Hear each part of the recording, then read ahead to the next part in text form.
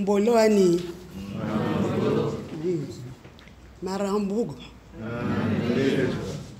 Oyez-moi. Au moment où nous célébrons la Journée internationale des langues maternelles, permettez-moi de me présenter dans ma langue, telle que dictée par nos ancêtres. Meneme kume son et son bam et bang zendon do motar j'ai son et son bamzo va sima ka akon ben mokle mosla osa onkum zame yema ba ndum kwanga lo no ko ndeme be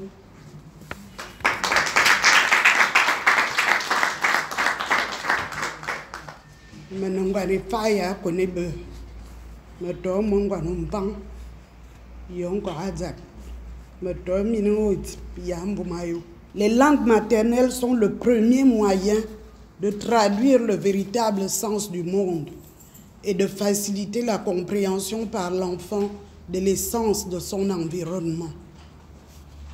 Mesdames, Messieurs, distingués invités, avons-nous réellement pris en compte l'importance et la nécessité d'appropriation de nos langues maternelles dans l'élaboration, la dispense et l'évaluation de l'offre d'éducation dans notre pays? Avons-nous réellement conscience que la maîtrise et la pratique du Gisir, du Teke, du Saké et bien d'autres langues constituent des leviers de développement durable du Gabon?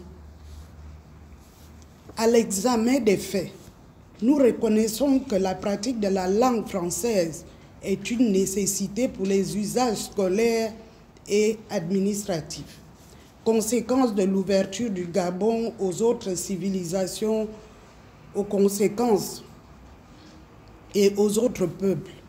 Mais parallèlement, le contexte d'utilisation du français au Gabon a beaucoup participé au renoncement de nos langues maternelles. La pratique mémorable du symbole, ce marqueur punitif des enfants qui osaient communiquer dans une langue autre que le français, même à domicile avec leurs parents, hante encore nos esprits aujourd'hui. C'est comme si nos langues maternelles étaient symboles et synonymes de force d'inertie, de vecteurs ou d'amplificateurs du sous-développement dans notre pays. Parler et comprendre nos langues peut stimuler la découverte et l'appropriation de nos nombreuses et immenses richesses culturelles et technologiques. Développer des habiletés insoupçonnables chez nos enfants. Regardons à quel point une vraie écoute des chansons en langue de Pierre Claver à Kendenge, Makaya Joseph, Macjos, Pierre Claver Zon et bien d'autres peut éveiller en nous des sentiments de fierté humaine retrouvés. D'importants travaux ont déjà été réalisés par d'éminents linguistes, anthropologues et autres hommes et femmes de culture, laïcs et religieux, jeunes et moins jeunes. Nous leur disons notre fierté et notre reconnaissance. Mais l'œuvre à poursuivre reste immense, éternelle comme notre Gabon. Notre contribution par cette modeste production, la collection Les langues pour tous, vise à mettre à la disposition des apprenants et même des personnes déjà actives un support de découverte, de redécouverte, en tout cas d'apprentissage des langues maternelles déclinées pour l'heure en 6 langues. Fan.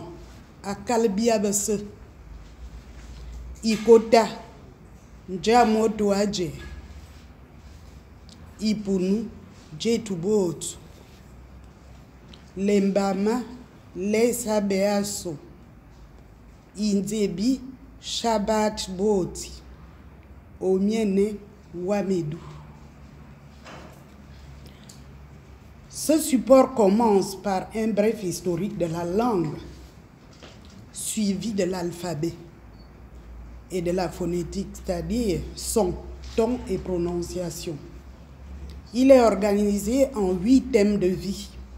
Ces thèmes ont été élaborés pour présenter le film de la vie du citoyen, son identité, ses origines, la déclinaison de son corps, son habillement, son activité, son alimentation et enfin son cadre de vie en ville et au village.